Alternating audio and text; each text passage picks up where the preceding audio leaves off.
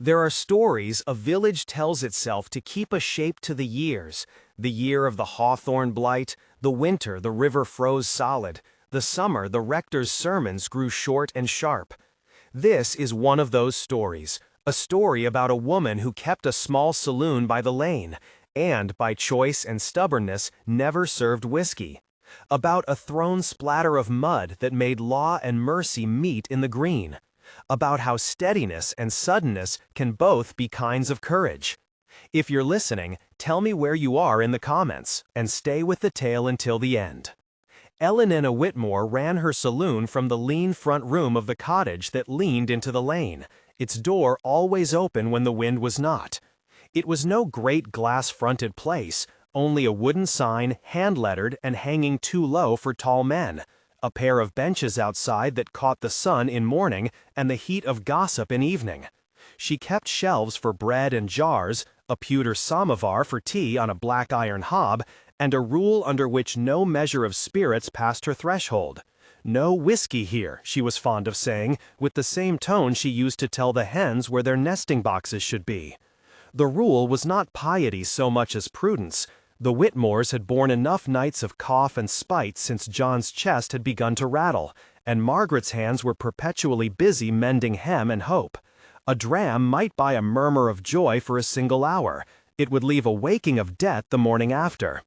On the day the carriage stopped in the lane, Elellanena had a basket of pears on her arm, the skins still warm from being wrapped in cloth. Rain had come and gone the night before, sluicing the lane into a ribbon of churned brown. She walked fast, the market clock would not wait, and the roof above her father's bed was beginning to leak along the northern joist. The carriage had stalled where the lane narrowed, wheels sunken, coachman scratching at the spokes with a gloved hand. 2 men in the livery of Ashbourne Manor stood beside it, and a bulk of velvet and sober face sat within, his jaw a deliberate line. Elellanena did not know then whose carriage it was. She knew only the way a day can be finished by a single impatience. A boy of the village had tipped her basket in play the week before, and all morning her fingers had jumped at every stumble. The lane smelled of wet hedgerow and fire ash. A pigeon sulked on the low wall, watching everything with a civil eye. The first aim of her throw was the wheel. Mud arced from the heel of her boot as she swung. It struck the carriage with a wet slap, and then, by an unlucky economy of momentum, plastered itself on the coachman's sleeve and the hem of the cushion. For a breath, the lane stopped. Children hushed, the miller's dog stilled. Then the coachman flung the door open, and a voice, cool as a winter apple, called her name. It was the sound of being read aloud. In the language of a manor, to be read aloud was to be known. She lifted the basket and found herself stumbling back against the stone of the hedge. Her palms were damp. The Duke's eyes were on her, very still under the brim of his hat, cataloguing rather than flaming. It was only later, when Mr. Harrow's ledger had been consulted with a hand like a knuckle, that everyone would learn the identity in full. Henry Blackwell, Duke of Ashbourne, newly returned to the Shire after his father's death, visiting to measure the estate and its rents.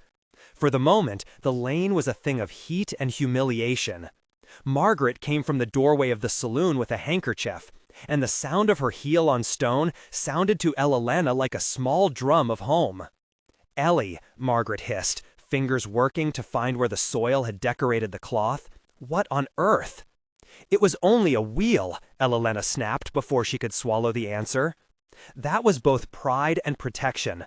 To admit that she had noticed the Duke in the lane first would be to admit a consciousness of rank that made her own cheeks sting.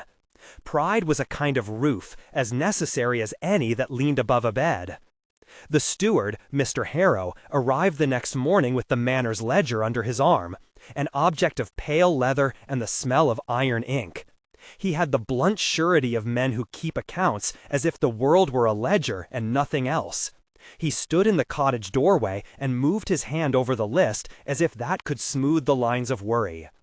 "We will need to mark the Whitmore tenancy," he said, not unkindly, but with the implacable consideration of a man who offers policy where hearts ache.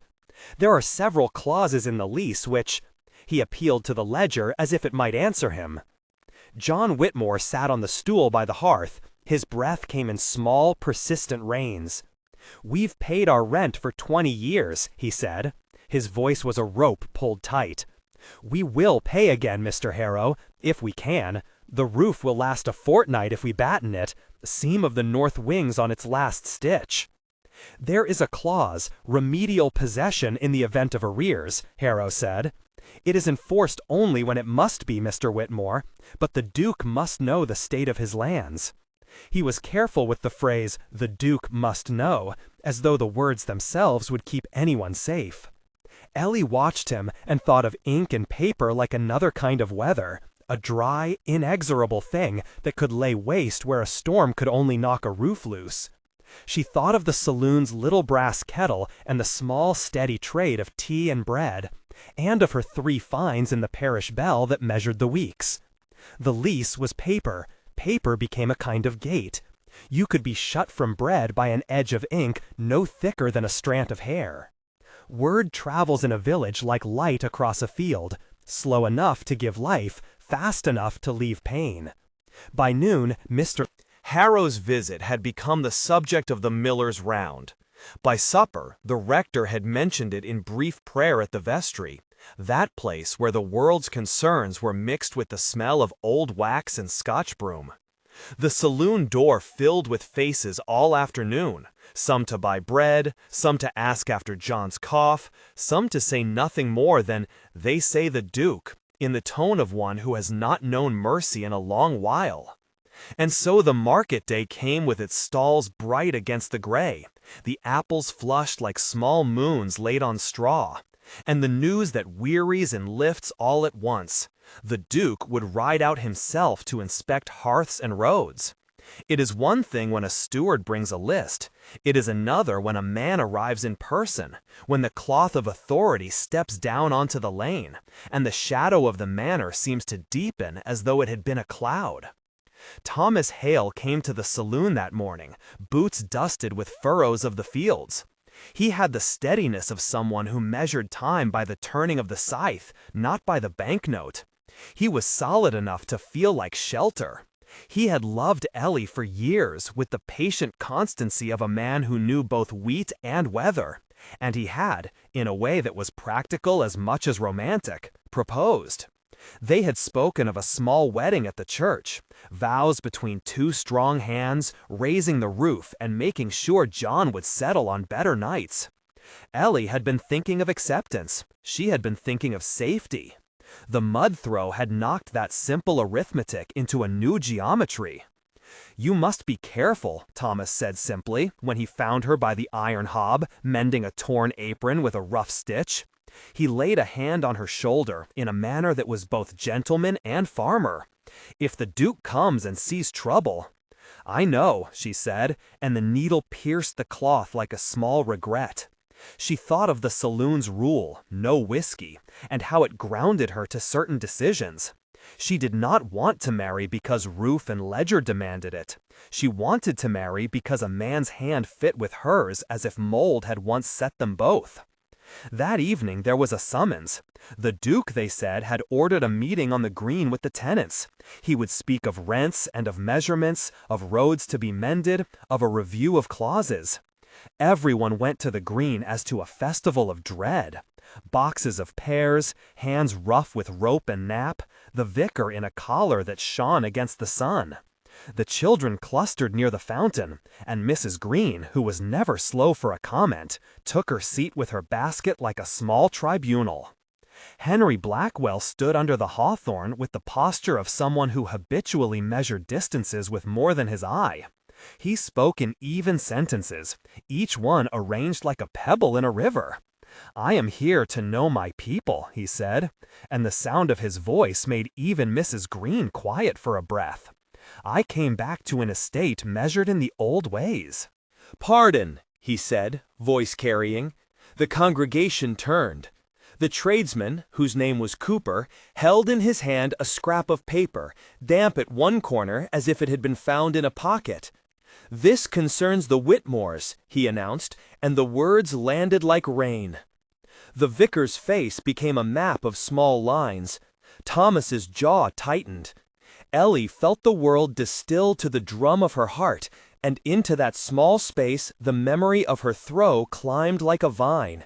She could see the carriage, the coachman's stunned hand, the sparrow-brown mud cooling on velvet. "Sir," she spoke before thought could arrange itself into courtesy, and the sound of her voice at that place, at that hour, had the clarity of a bell. "I did what you have heard. I threw mud.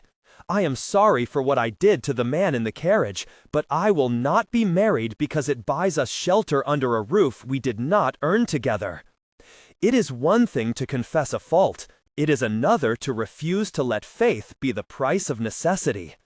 The church, which had been a net of hopes and blessings for the village, altered its line for a moment.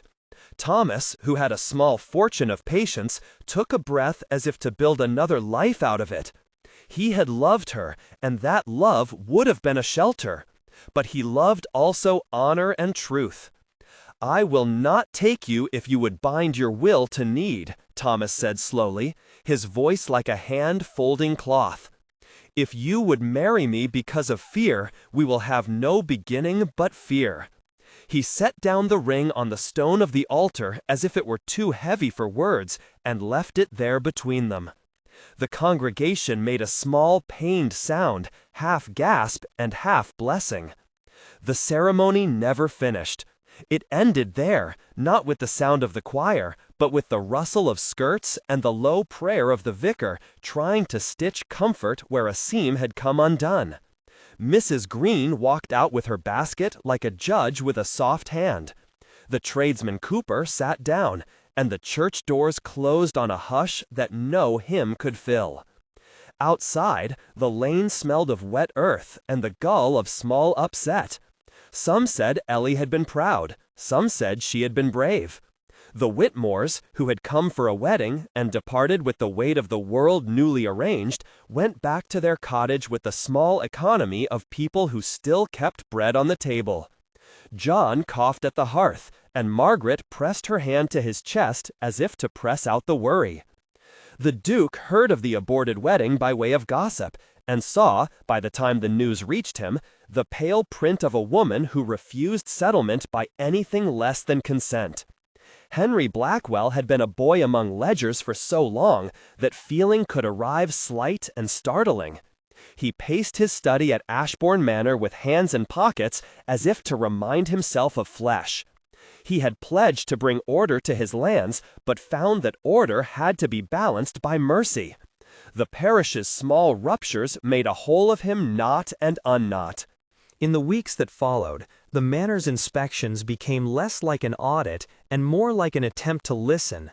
The steward, Mr. Harrow, who had always found comfort in numbers, began to carry a notebook of a different sort, names with small human annotations. John Whitmore, cough, pays if possible. Ellie runs saloon, no whiskey. It was not policy that changed him so much as the clear sight of the girl who would not bend her will for a roof. There were other pressures. Mrs. Green and a chorus of the cautious muttered about decorum and decline. Some feared that a duke who ignored the letter of the lease for sentiment would ruin the estate. The miller spoke of harvest yields and the rector of duty. And the question of how to balance compassion against the law turned like a wheel in Harrow's ledger. The parish held a meeting in the small schoolhouse, and the children learned the stout lesson that communities are made or unmade in rooms like that, under the creak of chairs and the smell of chalk. But the Duke took a further step that surprised both his own officers and the village. He convened a formal review of the manor's recorded leases in the Great Hall, and announced, this time in writing and by the parish bell, that certain predatory clauses would be struck from future tenancies. It was not a cheap mercy, but a deliberate act. He reasoned that land had to be stewarded with an eye toward the people who tilled it, not only the bank of receipts. The public declaration at the Green months earlier had been the beginning. This written annulment of particular clauses was the promise kept to the hale of the village. Ellie, working in the saloon one rain-shadowed afternoon, heard the news from a boy with flour on his knees who burst in with the breath of sunshine and gossip both. She paused with a loaf in her hands and felt the peculiar loosening of something inside her. For a while, the saloon, which had been a thin defense against worry, became a small, warm place of thankfulness. People came and left in a caravan of gratitude. A woman who had been due 2 weeks' rent offered to take on an extra morning wash. The miller left a sack of grain at the Whitmore door. Practical gifts that smelled of bread and relief. But the private reckoning remained. The Duke, who had announced and enacted, sent a note asking for a word with Ellie. He had seen the church and the green both. He had seen the way the lane could be a litany of small cruelties. He did not arrive at the saloon like a man to be placated. He arrived uncertain, like a man who had been shown an unexpected map. In the saloon, he removed his hat and sat in a corner chair where the light fell in a muted strip. He watched her, not with the gaze of a man considering a ledger, but with the slow attention of someone listening to the measure of a heartbeat. He had not known before the hollow that the Whitmores held in their home, how close the roof had been to giving. He had not known the small ethics embedded in refusing whiskey in a place of trade. He had not known until now what steadiness looked like up close. "Miss Whitmore," he said at last, the syllables careful, "you have a rule about spirits. It is oddly admirable." "I have a rule," she replied, wiping her hands on the hem of her apron, though there was not much to be wiped. "We have a cough in the house. We will not add to it for the sake of a coin. There are other ways for a man to spend himself." He looked at the small room, the samovar, the shelf of jars, the limp posy Margaret had left by the window. And in that domestic map he found something that unsettled the charts he had been taught. "You were brave at the church," he said, which was both an observation and an apology for his earlier reading of events as ledger entries. "You might be imprudent, but not without cause." Ellie let silence fill in the spaces, like rain finding its way into soil. She had not wished to be a figure on which sympathy would be expended. She had wished to be a woman whose choices were her own. Yet in the weeks since the Duke's presence at the edge of the village had altered the economy of fear. There was less talk of eviction and more talk of tenure. People found dignity in that air. When he left the saloon, the Duke did so with a small bow that was at once formal and intimate, and the sound of his boots on the lane seemed to carry the echo of something like a promise. That promise would be tested. The village would not forget easily the small show of the church that stung like nettle. But the stage had been set for a private reckoning that no ledger could pronounce. In spring, the village went about the steady business of repairing hedges and counting sheaves. Harvest came with its familiar ache and sweetness. There was a warm thickness to the air that made work feel less like punishment. Thomas began to come to the saloon again, but with a new reserve. He carried an odd peace. He had loved Ellie enough to set the ring down, and he had loved her enough to know that forcing consent is not love at all. He set his hand on the table sometimes, palm flat to the wood, as if in conversation with the grain. Ellie watched him with a soft gratitude and a new clarity. The saloon's rule about whiskey had become, in the small of the world, a metaphor for self-government. It marked her as a woman who refused to trade the shape of her conscience for comfort. Thomas saw in that refusal not folly, but an unbending will. He admired it, and in that admiration there was room for release. It was the harvest that rearranged everything. The manor held a festival on the lawn where villagers were invited, and for that afternoon the demarcation between manor and lane softened to the taste of cake and the sound of fiddles. The Duke stood among his people as if to measure once more the truth of what he had done in annulling the clauses. He watched Ellie as she moved through the crowd, trading jokes with the baker, pouring tea for the rector's wife, and refusing every offer of a stronger drink with the precise amusement of someone who has set a boundary and kept it. At the festival, the children who had once thrown stones at the hedge now set up games, and the boys chased each other through little arcs of commotion. Mud, always returning, that recurring truth, caught Thomas's boot and splashed the hem of his breeches as he ran. He laughed, and Ellie, who had once thrown mud with anger, now laughed back and reached to wipe the smear from his knee. The gesture was simple and domestic, a remembrance of the throw redeemed into touch. The Duke watched them, and the look he wore was one not of calculation, but of something closer to wonder. When the fiddle slowed and the light dulled to a honeyed edge, he stood and cleared his throat. The green, he had a taste for public acts, had already been used as a place of correction. Now it was to be used for something else. "Mr. Hale," the Duke said, and the man turned with a farmer's surprise, "you have been a good man to these fields." Thomas bowed his head. "I do what I can, my lord." "And Miss Whitmore," the Duke continued, his voice moving toward the small audience as though he were setting a stone in a wall, "has shown a steadiness that is rare. It is something we should honor." There was a pause, a breath like the fold of a curtain. The Duke then did a thing that was earnest enough to make the air change. He stepped closer to Ellie and placed, in a manner both awkward and sincere, a small note in her palm. It was not the flourish of a lover. It was a note with words that said he would like to speak with her, privately, on a matter that concerned both the estate and her person.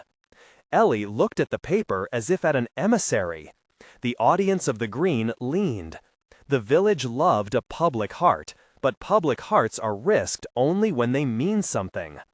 It would be proper, in the ledgered world, for a duke to propose marriage to a tenant over nothing more than a spare bit of land and a burst of pity. That was not what happened. There was a private reckoning in the Duke's study later that week, when the rain sat against the manor windows like a screen. He had not come to offer pity. He had come to offer choice. "I have measured estates by yield and line," he said, "and by duty to myself. But I have been wrong in thinking that duty could be kept without seeing the courage in those who live by the land." Ellie, who sat with her hands folded, because that was what she had been taught to do when confronted by the layers of rank, listened as the man at the head of the estate spoke of a ledger that had become human. He spoke of his father's ways, and of inheriting both fair and unjust things. He spoke of a hope that he could be a better steward. He said, plainly, that he found in her a kind of truth that made him ashamed of his earlier shorthand. "I am not offering to buy you a roof," he said, which could have been a cunning phrase turned to worse. Instead, it was a promise. "I am offering, if you would have it, a partnership, not bought from need, but chosen. I cannot pretend to know the life of your hands, Miss Whitmore. I only offer, if your will allows, the chance for a life that does not begin from fear." She remembered the church, the ring on the altar like cold iron, Thomas's hand withdrawing like a tide. She remembered her father's cough and Margaret's knitting. She remembered the way the samovar sang on cold mornings. She thought, for a long minute, about the Saloon's rule and what it meant to hold a line that is both moral and practical. "You must understand," she said at last, "that I will not be the object of someone's charity. If you ask me as a man asking for a woman's heart, then perhaps there is room in me. If you ask me as an authority asking to settle things for neatness, then my answer is no." His face, arranged so often into the reserve of a man of rank, softened in a way she had not expected. "I would ask you as a man," he said simply, "if, after the things that have happened, you can imagine that. It was not a sudden thing, a love like a thunderclap. It was a close and patient thing, a recognition that two people had seen each other through the small arithmetic of fortitude. The Duke was not a romantic in the fevered sense. He was a man who had grown into his role, and found in her a mirror that did not flatter. He proposed in a manner fitting the man he had become, plain, with no pretenses to sweep away the dignity of decision. He proposed not as a man who could buy a woman's consent, but as one who asked for it. The news, when it reached the lane, did not come as scandal, but as a rearrangement of expectations. Thomas, hearing of the Duke's offer, came to the saloon that night with a loaf under his arm, and the small, quiet smile of a man who had given a gift without expecting it to be held. "You must be happy," he said, eyes on her hands, "however you choose." And so the knot in the village unfastened, not with a single cut, but with the patient undoing of what had been tangled. The Duke annulled, in formal papers, the old clauses. The Whitmores found in that legal clarity a new peace for John's cough and for Margaret's stitches. Thomas married another summer later, to a girl from the next parish, whose hands folded his like cloth.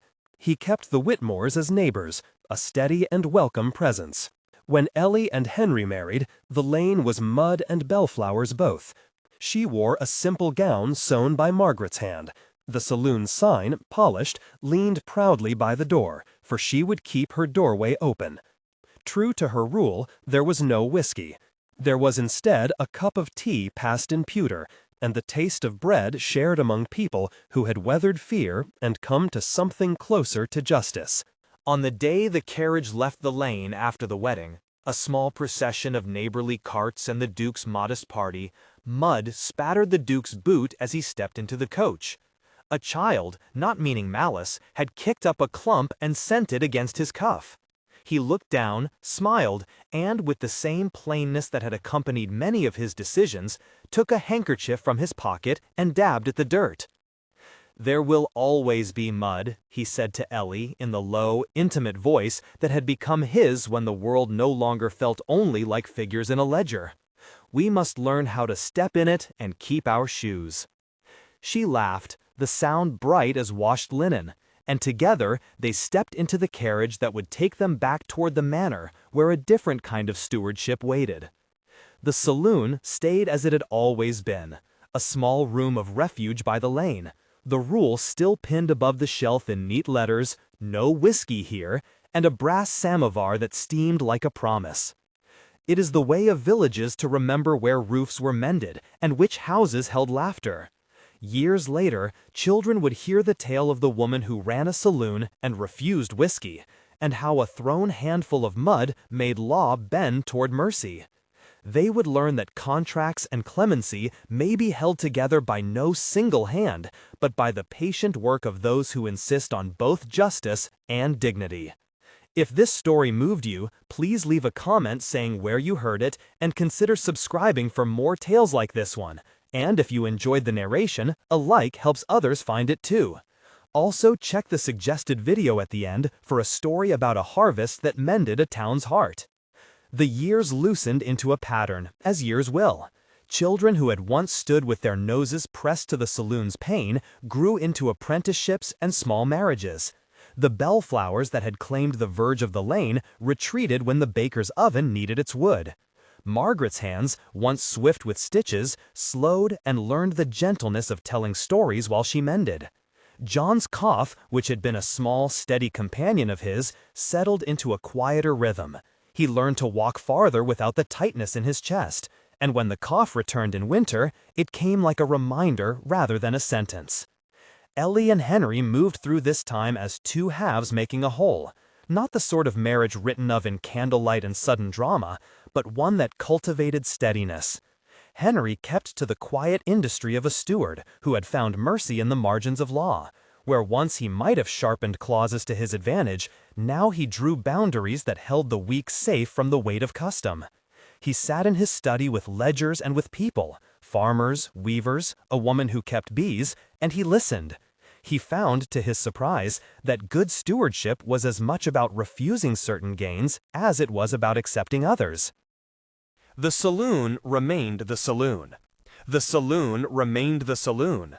The rule that hung above the shelf, "No whiskey here," grew worn at its edges, but not at its meaning.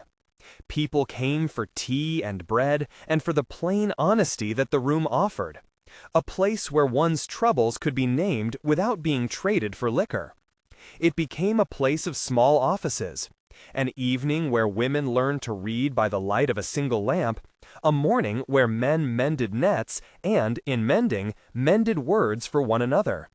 When a traveling fiddler would come through with a coat full of stories, Ellie would set 2 pewter cups before him, and the children would learn to clap their hands in time rather than in hunger. Once, in the 3rd year after the wedding, trouble arrived in the shape of a man who smelled of long roads and ledgers. He brought not malice, but an offer. A fair would be hosted in the neighboring parish, he said, and many of the villagers would go. The fair required lodgings and refreshment, and there was money, clean and quick, for those who would rent rooms and sell stronger drink to the visitors. He spoke of trade and opportunity with the sort of earnestness that insists a thing is inevitable. To Henry he offered a sum that would fix roofs, pay for a new schoolhouse, mend the lane's gullies, practicalities framed like rope that would bind the village to a safer future. The offer sat in the saloon like a cold thing. It might have solved many immediate needs: the Whitmore's debts, a surgeon's visit when the parish needed it, a winter store. But beneath the figures and the earnestness was the shape of compromise.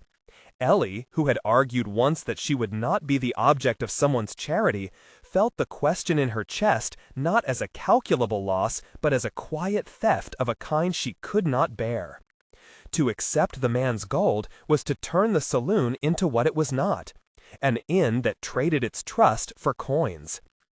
Henry held the paper in his hands that evening, the lamplight gleaming on the ink. He listened as neighbors voiced practical considerations, as Thomas, now steady and content, offered advice without presumption. In the corner, Margaret mended by habit and by thought, her needle a metronome for the debate. The Duke's presence, quiet, companionable, was not of a lord proclaiming, but of a man who felt the weight of what his decisions would loose into the lane. "You will not be asked to choose alone," Henry said finally.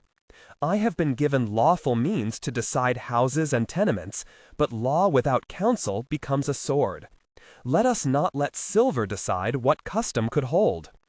They held a meeting, not in the formal way of town proclamations, but in the manner of the lane, people standing where they could see one another, speaking plainly.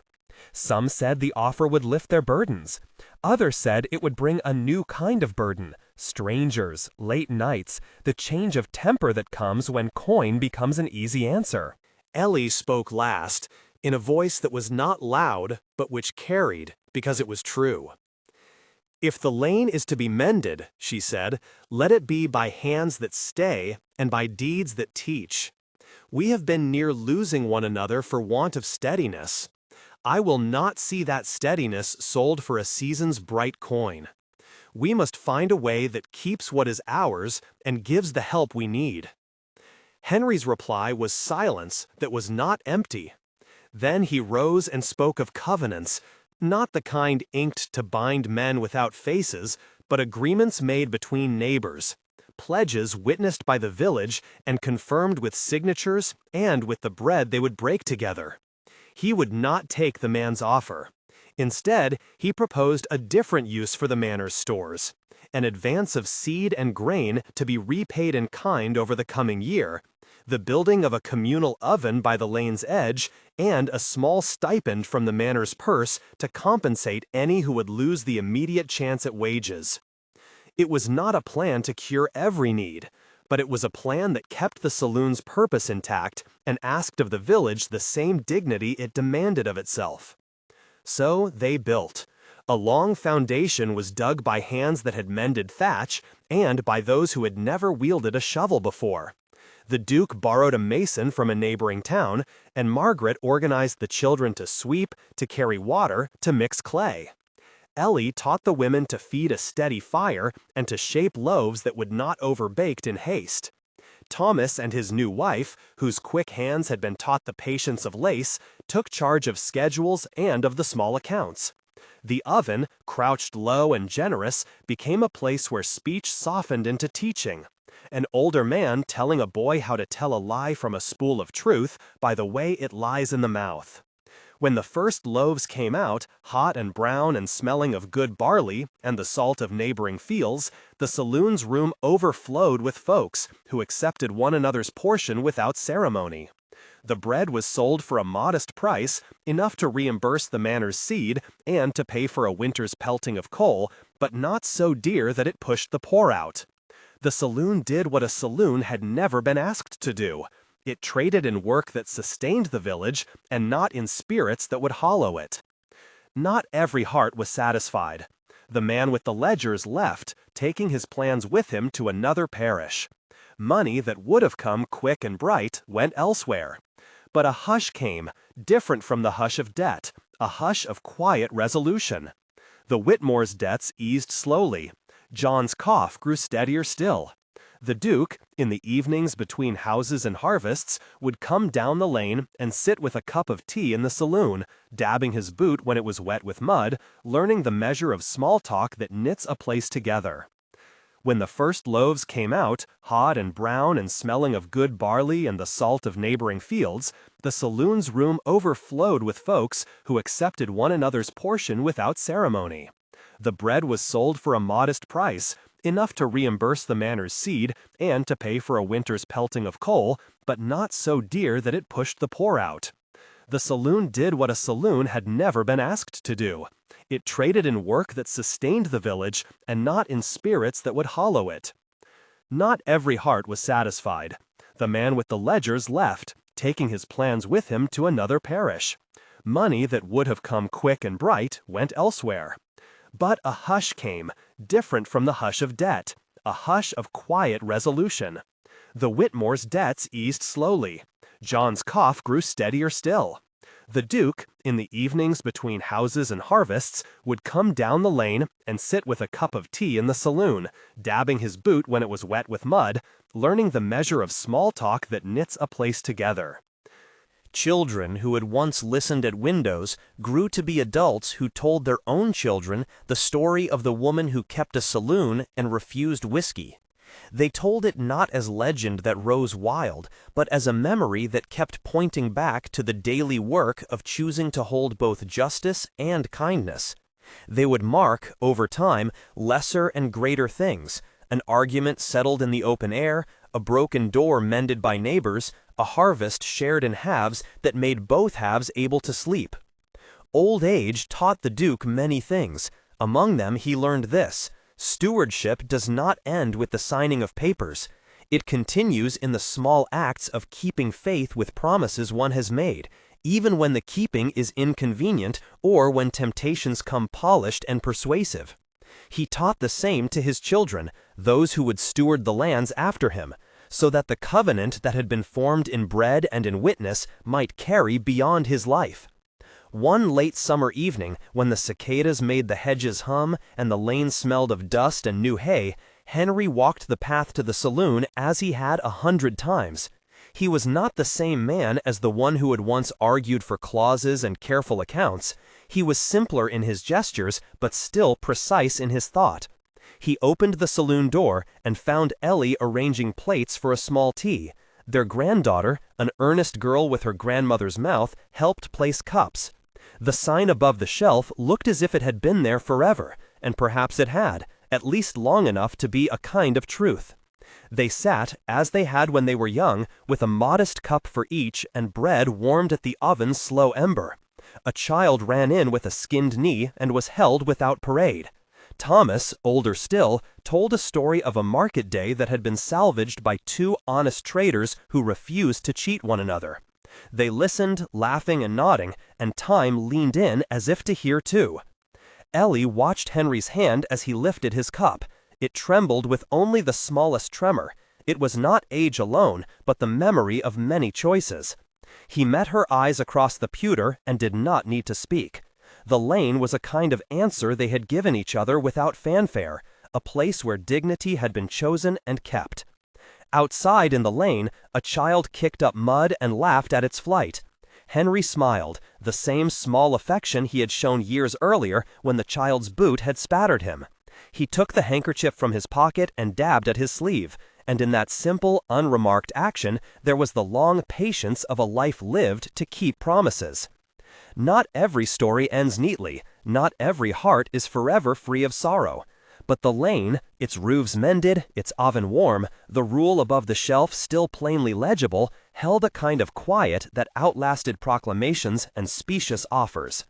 People came and went. Seasons rolled into one another, and the saloon stood as a place where the small arithmetic of living, work, care, refusal, provision, was practiced as if it were prayer.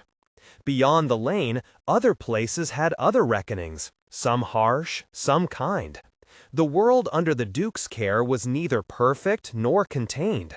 But here, in that taut ring of street and doorway and oven, a small law had been kept, to treat one another with a dignity that commerce could not purchase and charity could not cheapen. When the long day finally turned and the lamps were lit, the saloon's window threw a warm square of light into the dark. Voices faded to whispers, cups were set in the dish, and the sign above the shelf watched the night gather. In the hush, there was a contentment that did not brag. It was simply the sense that some things, acts of refusal, acts of provision, the stubborn keeping of a rule, had meaning beyond the tally of ledgers. They had remade a lane. And so the story of the saloon passed, as stories do, from mouth to mouth. Not polished into myth, but kept as a tool, a small and useful thing one might take out and use on a hard day. Those who walked the lane learned, as children do, that justice is often built with the same slow hands that soothe a fever or mend a stitch, and that dignity is not the ornament of the wealthy, but the right of the neighbor. They learned, too, that mud will always come, and that the wiser course is not to fear it, but to learn how to step in it and keep one's shoes. A wind came up, smelling faintly of rain. The oven's last embers warmed the night's bread stale for those who would eat early, and the saloon's lantern guttered but held. In the morning there would be new work, fields to tend, a child to teach, a window to mend. For now, beneath the sign and within the warmth, people slept with the quiet certainty that where the saloon stood, a particular sort of goodness had been learned and kept.